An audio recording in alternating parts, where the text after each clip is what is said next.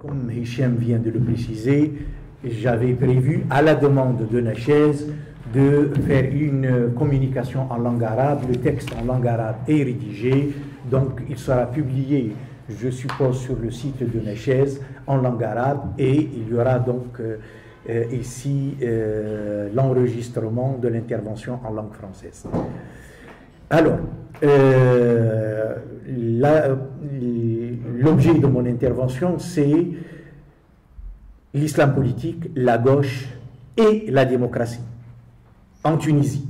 Ce n'est pas d'une façon générale, même si mon propos va partir d'un constat que ce que je vais dire pour la Tunisie, on le retrouve un peu dans d'autres pays, que ce soit des pays à majorité islamique, où je me suis rendu, comme la Turquie, l'Indonésie ou différents pays arabes, ou des pays aussi où il y a des minorités musulmanes importantes et qui sont victimes de différentes formes de discrimination. Donc, les rapports entre la gauche et l'islam politique dans ces contextes différents ont subi l'impact de deux attitudes. La première, c'est l'opposition idéologique, l'hostilité due à l'opposition idéologique.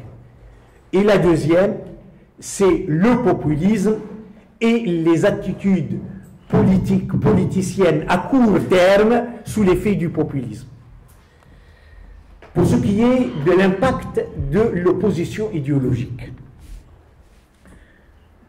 du côté de l'islam politique, l'hostilité a été et reste liée à la considération de la gauche comme une pensée et un courant politique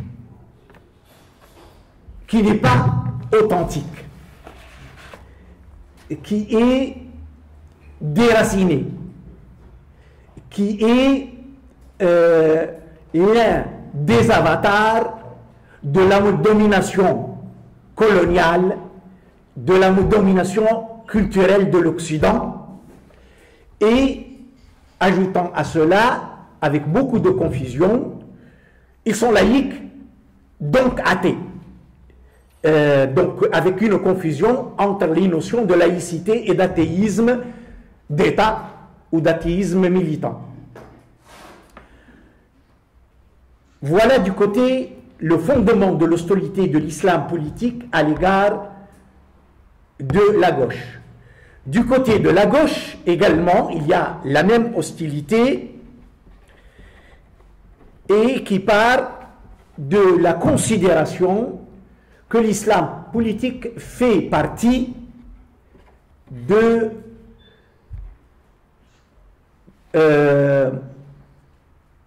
l'idéologie dominante, de l'idéologie de classe dominante,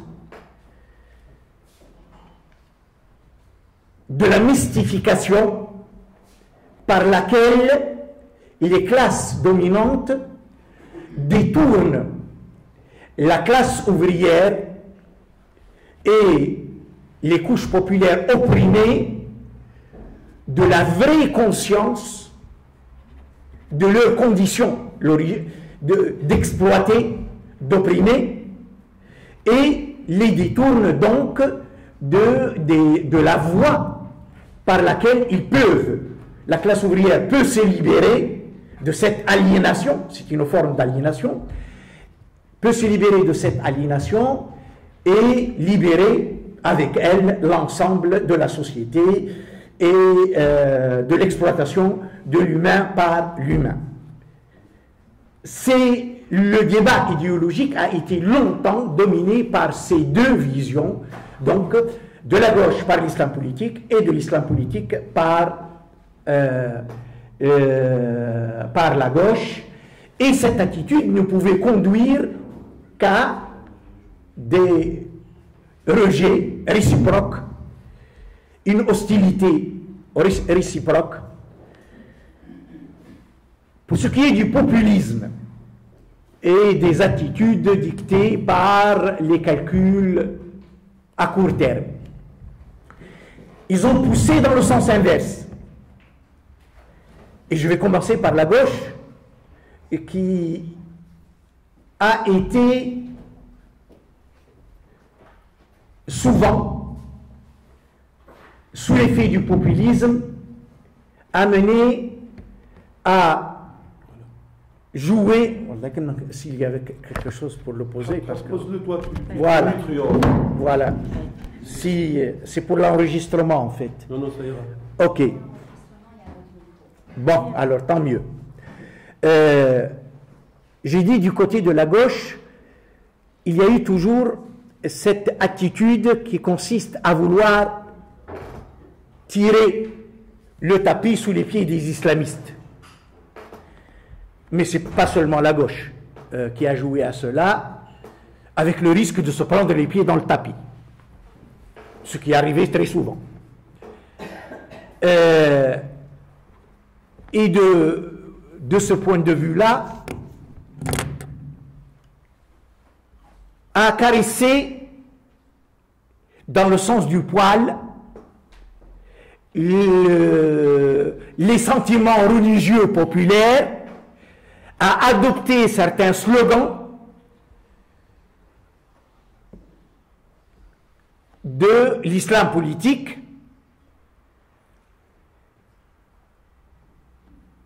dans l'espoir de devenir populaire, pour faire la jonction avec les masses populaires.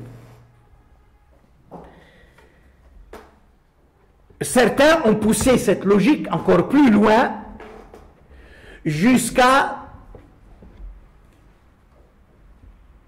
essayer de contracter, certains disent des alliances, d'autres non, c'est simplement des accords ponctuels, des accords tactiques, des rencontres, des coalitions ponctuelles avec telle ou telle fraction de l'islam politique pour affronter ensemble les dictatures et les systèmes despotiques autoritaires en place. Dans cette démarche, certains sont allés encore plus loin jusqu'à occulter, taire, voire renoncer à ce qui, dans les conceptions théoriques, les convictions fondamentales, les traditions de la gauche, qui pourraient gêner de tels rapprochements et qui pourraient aller à l'encontre des exigences de cette tactique populiste, j'ai appelé ça le populisme. Du côté de l'islam politique,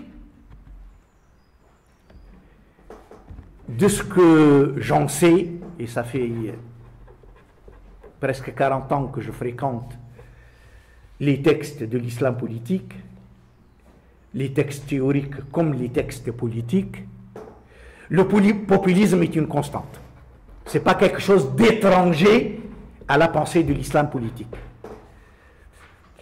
Et ce populisme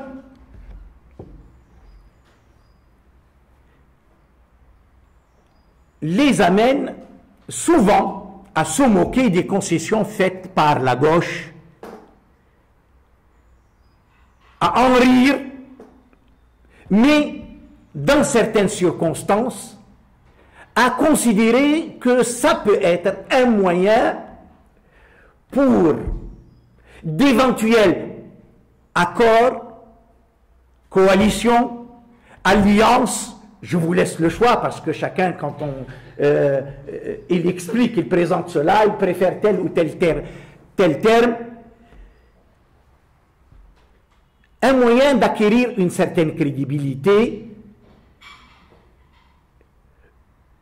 pas auprès de la gauche parce que pour eux, ça ne pèse pas très lourd dans les sociétés musulmanes, mais auprès de milieux qui les intéressent plus que la gauche, que ce soit à l'intérieur ou à l'échelle internationale, auprès d'États dont ils ont besoin, que ce soit pour avoir l'asile politique, pour avoir leur soutien contre la répression dont ils ont fait l'objet, ou pour se faire accepter comme une alternative en cas de besoin aux dictatures en place. Une alternative crédible. Si on travaille avec des communistes athées, laïques, comme la gauche, dans les pays musulmans, c'est qu'on peut travailler avec des gens avec lesquels on n'a pas une telle opposition. Et il faut dire que si du côté de la gauche, cette attitude dictée soit par le populisme, soit par des calculs à court terme, n'a pas été payante jusqu'à maintenant, du côté de l'islam politique, elle a été payante. Et ils ont réussi à s'imposer, notamment ceux qu'on présente comme les composantes modérées de l'islam politique, comme une alternative possible aux dictatures, aux régimes autoritaires dans les pays musulmans, voire à se faire admettre comme des forces démocratiques qui se sont converties à la démocratie. Alors j'arrive maintenant à la Tunisie, parce que là c'est général, global. En Tunisie, l'histoire des relations entre la gauche et l'islam politique remonte à la fin des années 60, au début des années 70, lorsque la gauche était la principale opposition au régime et les islamistes venaient de constituer les premières associations de préservation du Coran. En tant pas comme mouvement politique, comme mouvement apostolique, da'awi, haraka da'awiya. Œuvrant à travers les mosquées, œuvrant à travers les associations de préservation du Coran, apprentissage du Coran à des enfants, et à travers deux publications publiées sur les presses du parti du pouvoir, Al-Ma'rifa, la connaissance, et Al-Mujtama', la société. Et pour celui qui se donne un peu la peine de lire ces deux organes, il verra que, certes, l'orientation apostolique, elle est dominante dans ces revues. Mais il n'y a pas que la dimension apostolique, il y a des orientations politiques critiquant un peu les aspects trop modernes, trop séculiers de la politique de Bourguiba. Mais ça, c'est secondaire. Le principal objectif de cette orientation politique, c'était la gauche. Athée, communiste, et cette orientation profitait de la réorientation de la politique du pouvoir à cette époque-là, avec l'abandon de l'option entre guillemets socialiste de l'époque de Ben Salah, d'une part, et aussi avec l'accès de Mohamed Mzali au ministère de l'Éducation nationale, une orientation de tentative de réconciliation de la Tunisie avec son identité arabo-musulmane, avec, entre autres, une réforme des programmes de l'enseignement, la réforme, la politique de Mohamed Saadi, donc a été petit à petit mise à l'écart pour être remplacée par la politique de Mohamed Mzali. Et donc, à la faveur de cela, la gauche était l'ennemi commun des deux, que ce soit sur l'orientation économique et sociale devenue libérale du pouvoir et avec laquelle les islamistes n'étaient pas en désaccord, ou cette réorientation culturelle de l'identité culturelle de la Tunisie, donc qui leur a permis précisément de servir de soutien idéologique au pouvoir qui n'avait pas dans sa répression, son hostilité à la gauche était plus policière et politique qu'idéologique. L'apport idéologique, ça va venir du côté des islamistes. Du côté de la gauche, elle voyait dans cette orientation de l'islam politique naissant en Tunisie une confirmation de sa vision de l'islam politique comme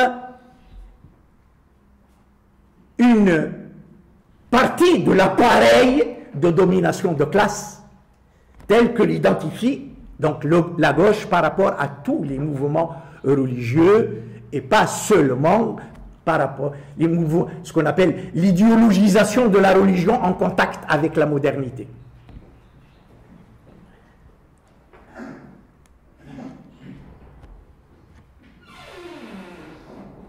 Et du coup, l'hostilité de la gauche tunisienne par rapport à l'islam politique était plus marquée que celle de la gauche au Moyen-Orient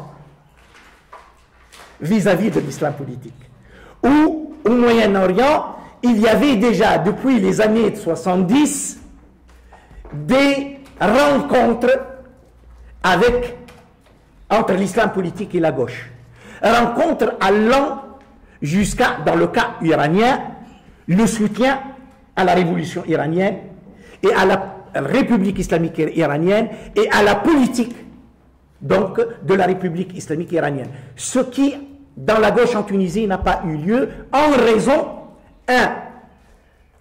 de l'attitude du lien entre le pouvoir et l'islam politique dans les années 70 contre la gauche, et d'autre part, en raison du soutien apporté par les islamistes tunisiens à la révolution islamique en Iran, à la République islamique en Iran, et au revirement de Khomeini contre ses alliés de gauche et ses alliés démocrates, une fois installés au pouvoir.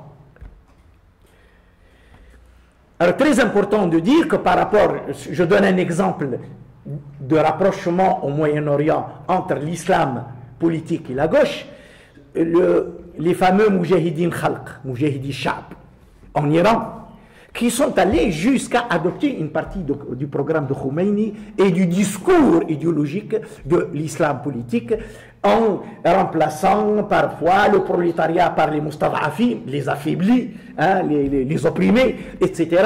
Et des deux côtés, il y avait un courant à l'intérieur de l'islam politique iranien aussi qui essayait des tentatives dans ce sens-là. Ceci n'a pas marché en Tunisie jusqu'aux années 80.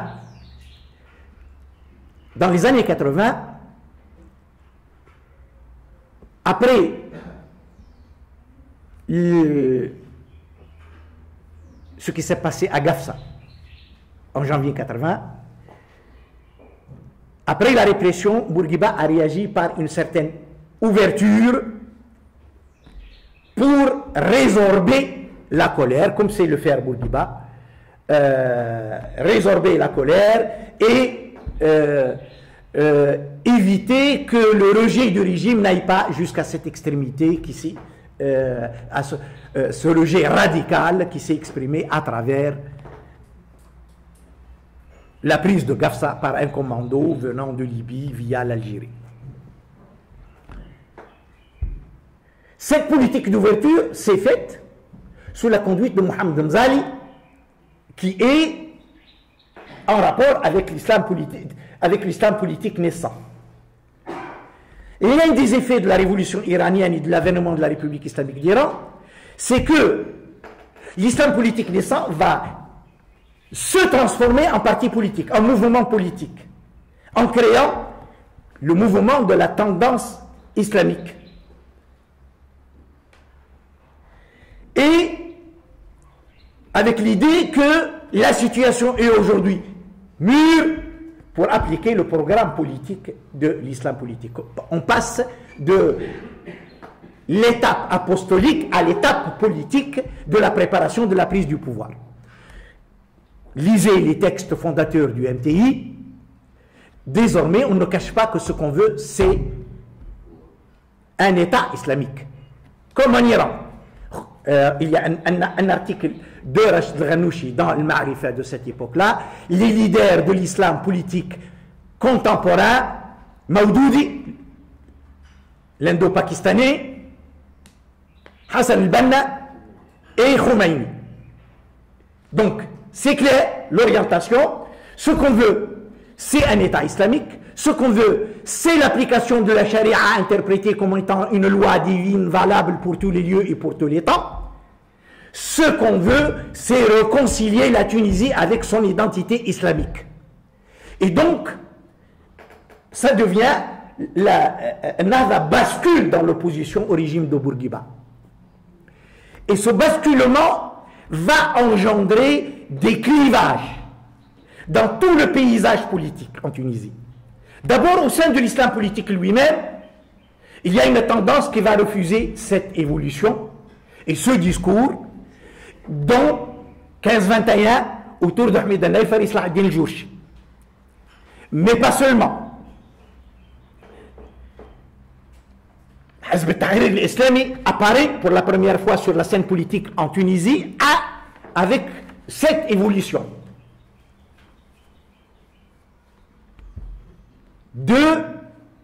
Au sein du régime lui-même, il y a Mohamed Mzali qui essaye de temporiser pour permettre aux islamistes de se constituer en tant que force politique sur laquelle on peut s'appuyer pour sauver le régime. Mais il y a les bourguibistes éradicateurs, à la tête duquel on trouve Mohamed Mzali, qui était dominant, Mohamed Sayyah, qui était dominant au sein du parti et qui ont fini par évincer Mohamed Mzali et par donc passer à la répression de l'islam politique. Au sein des oppositions, y compris la gauche, également on va assister à un clivage. Jusqu'à maintenant, la gauche rejetait, toute la gauche rejetait l'idée d'une alliance avec l'islam politique. La transformation de l'islam politique naissant en mouvement d'opposition a été perçu pour certains comme un renfort à l'opposition contre le régime. Et un renfort avec lequel il faut compter.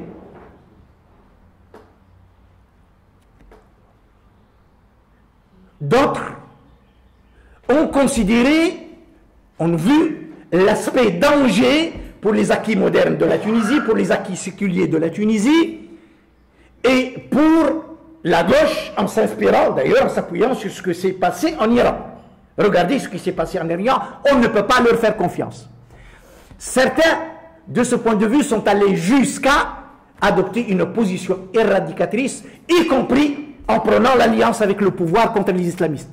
Entre les deux ennemis, il y a un ennemi principal, c'est la régression que représentait par l'islam politique, le projet islamiste. Plus que le pouvoir il est moderne. Et souvent, les islamistes, quand ils parlent, ils réduisent la gauche à ces deux attitudes. Or, il y a eu, dès le début des années 80, une troisième attitude disant que, j'ai un texte là qui date de 84, que j'ai rédigé moi-même, donc publié le 17 août 1984, qui dit: pas de concession idéologique aux islamistes. Il faut continuer à combattre leur projet politique. On n'accepte pas leur projet politique. Il est aussi dangereux pour l'avenir de la Tunisie que la dictature. Mais pas de polarisation. On n'a pas à se mettre derrière le pouvoir contre les islamistes ou à se mettre derrière les islamistes contre le pouvoir. Le refus de la polarisation constitue un pôle indépendant, alternatif aux deux, sur la base du soutien aux islamistes en tant que victimes de la répression, mais pas d'alignement sur l'opposition politique, les combattre sur le plan politique. Le texte, il est devant moi. Pour défendre les acquis séculiers et modernes de la Tunisie, la meilleure position est de permettre à tous les courants, je regarde, permettre à tous les courants politiques et de pensée, qu'ils soient laïcs, athées, religieux, et quelle que soit la lecture de la religion adoptée, de s'exprimer, d'exprimer leur choix, et le pouvoir peut intervenir en tant qu'option d'idée, en tant qu'orientation, mais pas pour réprimer, pour empêcher qui que ce soit de s'exprimer. Donc, il y avait, depuis le début des années 80, une tendance au sein de la gauche qui considérait qu'il ne faut pas qu'au nom du soutien aux islamistes en tant que victimes de la répression, on arrête le combat contre leurs projets politiques et contre leurs pensées. Et qu'il faut refuser cette polarisation où le pouvoir ou les islamistes et œuvrer pour la création d'un autre pôle. Voilà la transformation du mouvement islamiste naissant d'un mouvement apostolique à un mouvement politique, ce que ça a engendré au niveau de l'islam politique, au niveau du pouvoir, comme au niveau des oppositions et au niveau de la gauche. Ces clivages vont s'approfondir, se cristalliser au fur des années, j'ai envie de dire, jusqu'à la Révolution, jusqu'en 2010-2011. Et avec parfois des changements. Je donne un exemple. Le pacte était contre l'alliance dans les années 80 et les années 90 avec les islamistes. Et lui, il va adhérer au 18 octobre. 18 octobre. Le Parti communiste était dans les années 80, les années 90, plutôt pour une entente avec les islamistes contre le pouvoir, et qui, quand il y aura le 18 octobre, va changer de position. Donc il y a des évolutions, mais toujours dans le même sens. Du côté des islamistes également, les clivages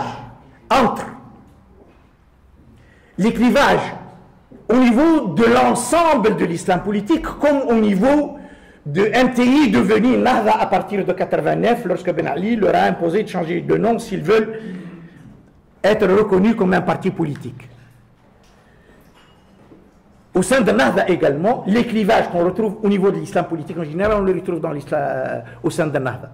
Entre ceux qui sont proches des salafistes, prônant toujours l'État islamique et l'application de la charia, plus tout ce qui va avec. Mais aussi entre ceux qui sont plus sur une adaptation de l'idéologie des frères musulmans à la manière dont l'a fait l'AKP ou le PJD au Maroc et les différents PJD à travers les pays musulmans, parce que dans tous les pays musulmans vous avez des PJD, l'équivalent de l'appellation Hizb al-Adala ou al-Tanmiya, je l'ai retrouvé en Indonésie, je l'ai retrouvé un peu dans tous les pays musulmans, et le modèle c'est l'AKP en Turquie. Donc voilà, avec l'idée c'est des démocrates conservateurs à la manière des démocrates chrétiens en Europe. Donc il y avait une évolution des gens à l'intérieur. Et à l'intérieur, il y a des gens qui vont jusqu'à ceux qui étaient représentés dans le collectif du 18 octobre, notamment à Paris, plus qu'à Tunis. Il y a une différence. Parce qu'à Paris, le caractère politique du 18 octobre est plus affirmé qu'à Tunis. C'était notre voie vers la démocratie. Le 18 octobre, l'alliance du 18 octobre, c'est notre voie vers la démocratie. Et donc, dans notre voie vers la démocratie, l'islam politique en fait partie. Hichem vient de parler du séminaire qu'on a organisé il y a 2 semaines, je crois, à Paris. Et effectivement, donc on a vu le clivage de perception du 18 octobre entre Paris et la Tunisie. Donc il y a toutes ces tendances, avec certains allant jusqu'à signer des textes sur l'égalité, sur les rapports entre le politique et le religieux, sur la répudiation de la violence comme moyen d'accéder aux politiques. C'était très important. Donc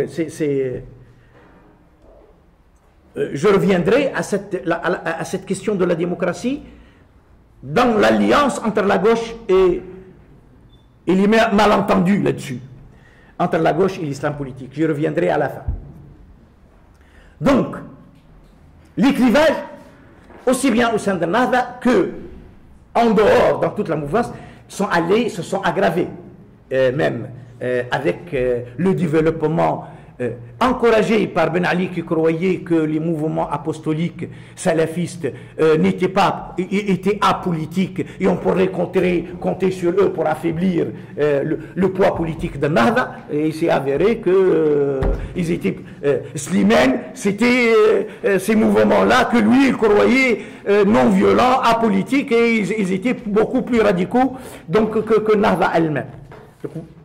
La situation, j'ai dit, elle a perduré avec les clivages que je viens, même si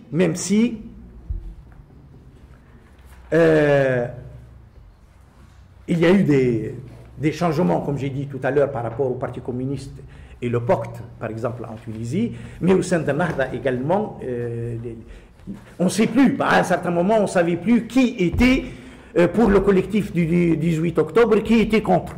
Moi, je me souviens d'une discussion publique avec Ali Amr Al-Arayed à Paris. Quand je lui dis, il m'a dit, nous, on n'a jamais parlé d'État islamique. Je lui dis, vous n'êtes pas crédible, monsieur, quand vous me dites, vous n'avez. Et je lui sors Rachid Al-Ghanouchi, les libertés publiques à l'ombre de l'État islamique, dont le modèle est le Soudan, du général Bachir. Je lui dis, écoutez, excusez-moi, vous n'êtes pas crédible. C'est comme si moi, je vous dis, je suis pour les droits de l'homme, mais je n'ai jamais parlé de dictature du prolétariat. Vous avez le droit de douter de la crédibilité de mon discours. Si je vous dis ça. Donc, il m'a dit, mais Rachid Al-Ghanouchi ne nous représente pas. Je lui dis, quand vous l'écrirez publiquement, Amr Al-Arayed, je lui ai rappelé l'autre jour. Donc, je lui dis, quand vous l'écrirez publiquement, moi je pourrais en tenir compte. Mais vous me le dites en catimini, vous ne l'avez même pas dit en public, là aujourd'hui, dans la conférence, vous n'avez même pas osé dire publiquement que Rachid Al-Ghanouchi ne vous représente pas. Mais il ne reste pas trop, parce que tu disposes encore d'un quart d'heure seulement. Ah non, je termine dans un quart d'heure. Ok.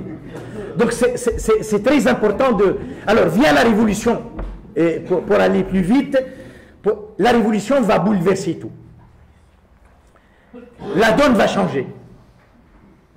Oui, j'allais ajouter quelque chose par rapport aux islamistes. Pendant que certains islamistes négociaient avec l'opposition et la gauche dans le cadre du 18 octobre, d'autres maintenaient des liens avec Ben Ali pour une réconciliation via différents vecteurs, dont Sakh al-Matr, dont les pays du Golfe, dont certains pays de la communauté européenne et les États-Unis d'Amérique, via Radwan Masmoudi.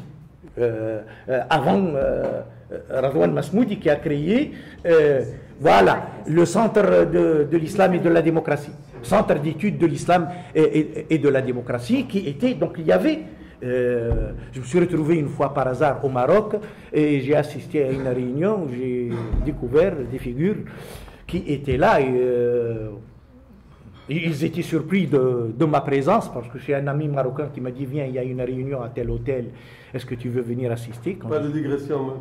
Oui, mais pour dire que du côté de l'islam politique, on ne mettait pas tous ses œufs dans le même panier. Voilà. Donc, certains continuaient des alliances avec le pouvoir, des moyens de retisser les liens avec le pouvoir, d'autres avec la gauche et l'opposition démocratique, d'autres donc avec les salafistes et les plus radicaux. Bon, j'arrête la digression. J'ai dit, intervient là-dessus la révolution. Avec la révolution, il y a eu libération de tout ce qui était étouffé sous Ben Ali. Et tout le monde a découvert l'importance du phénomène salafiste. Hizb al-Tahrir al-Islami qui sort de la clandestinité, les mouvements salafistes qui sortent de la clandestinité, qui récupèrent des mosquées, qui investissent les espaces publics, et l'un des premiers surprises, c'est Naf, qui a vite changé de discours. Au début, cette révolution est une révolution démocratique, on ne veut même pas se présenter aux élections pour ne pas contrarier le processus des transitions démocratiques. Puis ils ont vu que s'ils maintiennent cette position, ils vont laisser le terrain libre aux salafistes et Hizb al-Tahrir al-Islami. Ils vont leur laisser le monopole de la revendication de l'État islamique et de l'application de la charia et de la récupération des mosquées auprès des imams de Ben Ali et du ministère des Affaires religieuses. Et ils ont décidé de prendre leur part dans cette affaire-là. Et donc, tous les textes, et ça, Kamel Jendoubi l'a affirmé la dernière fois, tous les textes concoctés dans le cadre du collectif ont été oubliés par Allah. Alors, les islamistes disent, mais on les retrouve dans la Constitution. On les retrouve dans la Constitution, pas par la grâce des islamistes, qui ont proposé d'autres projets de Constitution, et il a fallu la mobilisation de la société civile, et il a fallu ce qui s'est passé en Égypte, pour qu'ils comprennent qu'il faut il y a autre chose dans la société tunisienne avec laquelle il faut composer que les salafistes et que Hizb al-Tahrir al-Islam. C'est très important de rappeler cela. Du coup, donc, du côté de la gauche, les divisions ont continué comme auparavant, voire se sont aggravées. Et on a découvert que Nada a mis à la place des alliances du 18 octobre d'autres alliances en sourdine avant les élections de la Constituante et consacrées publiquement par la Troïka après les élections de la Constituante. Ceci a continué jusqu'aux élections présidentielles et législatives, pour ne pas trop...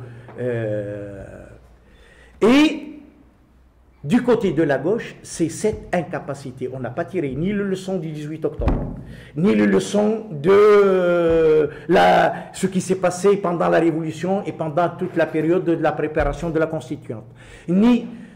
On a cru à un certain moment avec les élections de 2014 que le Front populaire va incarner un espoir de renaissance de la gauche et d'unification autour de la victoire, entre guillemets, électorale du Front populaire. Et en fait, on se rend compte que les mêmes divisions continuent comme auparavant. On se retrouve pour les enterrements comme hier pour tout le monde, il est là. Ahmed Ibrahim hier, Ouled Ahmed avant, Noureddin Belkhidr avant. Quand on se retrouve là, on a l'impression qu'on est tous la même famille, mais quand il s'agit du politique, ou même dans le travail syndical, je discutais avec un syndicaliste la semaine dernière, il me dit, on est en train de perdre les positions syndicales qu'on avait conquises dans les années 70 et dans les années 80, et aujourd'hui on va se retrouver minoritaire comme auparavant. Donc, pourquoi? Parce qu'on n'arrive même pas au niveau syndical à s'entendre comme on a réussi à le faire à un certain moment. Voilà un peu. Alors, en conclusion, je voulais dire que la rencontre entre l'islam politique et la gauche s'est faite sur le terrain de la démocratie. La démocratie qui ne fait partie ni du patrimoine de la gauche, ni du patrimoine de l'islam politique. Il faut dire les choses clairement. Non, non. Voilà. Oui. Donc, du côté de l'islam politique, œuvrer pour un État islamique, pour l'application de la charia, pour la réconciliation de la société avec son identité islamique, et tout ce qui va avec, du coup, tout cela n'a rien à voir avec la démocratie. L'islam politique est comme le christianisme politique, comme toutes les réactions par idéologisation de la religion à la modernité, c'était le rejet de la démocratie, comme étant l'hérésie des temps modernes, disaient les chanteurs de l'islam, du christianisme politique au XIXe siècle. C'est l'hérésie du XXe siècle. Les droits de l'homme, c'est contraire aux droits de Dieu jusqu'à Vatican II. Donc tout cela, bon, c'est pas ni dans la pensée, ni dans la pratique, ni dans les traditions de l'islam politique. Mais du côté de la gauche aussi. Il faut qu'on le dise. La gauche œuvrait pour la dictature du prolétariat. Du moins la gauche, sa tendance marxiste qui était dominante. C'est la dictature du prolétariat. Les droits de l'homme, c'est les droits de l'homme bourgeois. Et la critique du droit de l'homme dans la question juive par Karl Marx, c'était notre référence. C'était notre référence. On est venu au droit de l'homme par glissement et sans remise en cause de ce qui, dans notre pensée, dans notre tradition, dans nos référentiels, qui contredisait les droits de l'homme et la démocratie. Donc, les deux tendances qui ne viennent pas de cet horizon-là démocratique se rencontrent sur le terrain de la démocratie, mais se retrouvent sur le terrain de la démocratie en faisant de la surenchère les uns sur les autres. La gauche dit aux islamistes, vous ne serez démocrate que lorsque vous renoncez à l'État islamique, que lorsque vous renoncez à la charia, que lorsque vous vous démarquez des fondamentaux des frères musulmans, et ils ont raison de le dire. Qu'est-ce que ça veut dire la démocratie en revendiquant un État qui discrimine les sexes, qui discrimine les citoyens sur la base de leurs convictions et qui veut éjecter tous les référents modernes du droit. Le droit positif, il faut le rejeter. Les déclarations universelles relatives aux droits humains, non, c'est contraire à notre tradition. Et donc, même quand on fait des concessions, on dit il faut les concilier avec l'islam. La condition, j'ai fait une lecture critique de la déclaration islamique des droits de l'homme et la déclaration arabe des droits de l'homme. Tout est accepté à condition que ce soit compatible avec la charia. Tout est accepté. Tous les droits à condition que, on ajoute toujours, dans le cadre de la charia. Donc mais c'est ça. Et donc, ils ont raison de le dire. Mais quand même, pour être crédible, il faut aussi balayer devant sa propre porte. Et du côté de la gauche, on n'a pas fait ce travail-là. Du moins, la majorité de ceux qui représentent la gauche aujourd'hui n'ont pas fait ce travail de remise en cause des référentiels traditionnels de l'horizon dont on est venu. Et il me semble aujourd'hui que pour la gauche, il faut qu'il renonce à cette opposition entre ce qu'on appelle droit, égalité et droit, liberté. Entre liberté. Parce que ce qu'on contestait dans les droits de l'homme, c'est surtout les libertés bourgeoises, les libertés formelles. Mais on insiste beaucoup sur les droits socio-économiques, la justice, les droits A, les droits de liberté, le droit de faire, et le droit A, les droits socio-économiques. Il faut renoncer à cette opposition entre les deux. Il faut renoncer à l'opposition entre liberté et égalité.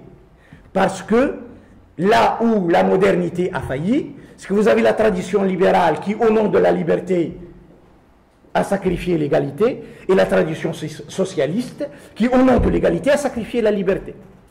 Si on maintient et on ne fait pas une réflexion profonde sur les implications de cette réconciliation et les ruptures nécessaires à faire pour que cette conciliation soit crédible, et pas seulement de la parole conjoncturelle, hein, très important, j'ai envie de terminer que le fait que la gauche en Tunisie, je dis en Tunisie, n'a pas été appliquée dans la violence et dans les violations des droits de l'homme comme l'a été l'islam politique, n'enlève rien à cet impératif de critique, d'autocritique et de travail profond à faire, parce que se taire sur ce qui s'est passé dans le Goulag, se taire sur ce qui s'est passé en Chine pendant la révolution culturelle, se taire sur ce qui s'est passé sous Pol Pot, c'est aussi impardonnable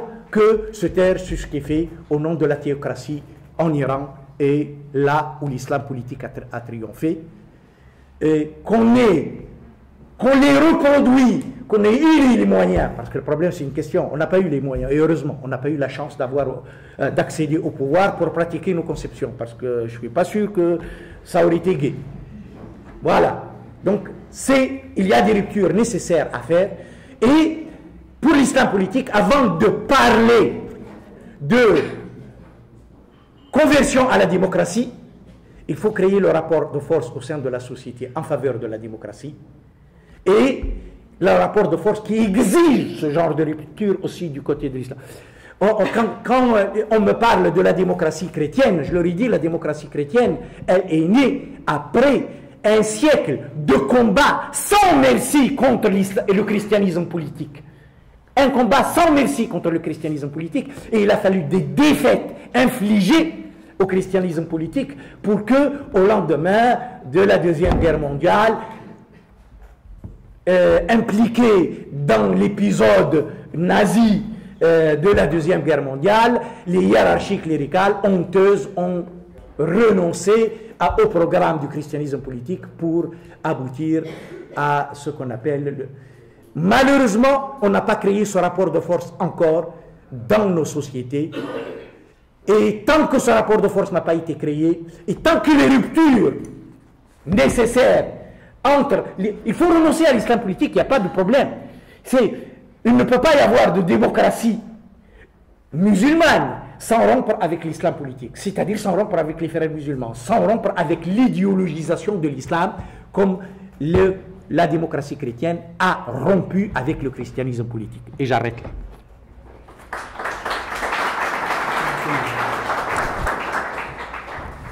Merci Chérif. Merci. Merci pour cette rétrospective croisée, des rapports un peu ambigus pour le moins, aussi bien de l'islam politique que de la gauche en Tunisie. Croiser aussi la tonalité, vous l'aurez bien perçu, entre la tonalité un peu intellectuelle, celle du chercheur, et la tonalité militante. Bienvenue, dans ce cadre-là en tout cas.